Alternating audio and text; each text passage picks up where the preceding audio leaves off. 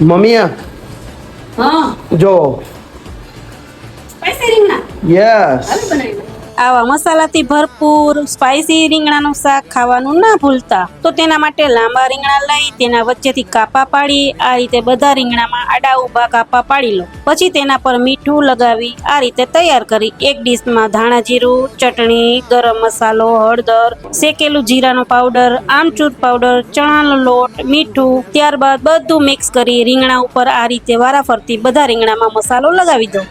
એક તવા ઉપર તેલ ગરમ કરી તેના પર રીંગણા શેકવા મૂકવાના છે અને રીંગણાને સરખી રીતે વારાફરતી શેકી લો. શાકની ગ્રેવી બનાવવા માટે એક પેનમાં તેલ ગરમ કરી તેમાં રાઈ, જીરું, હિંગ, ડુંગળી આ બધું સાતળી લો. પછી તેમાં આદુ મરચાં લસણની પેસ્ટ નાખી સરખી રીતે હલાવી તેમાં ટમેટાની ગ્રેવી એડ કરો ને સરખી રીતે મિક્સ કરી લઈ. તેમાં મીઠું, ચટણી, હળદર આ બધું મિક્સ કરી તેલ છૂટું થાય પછી થોડું પાણી અને મસાલો એડ કરીને સરખી રીતે હલાવી લઈ.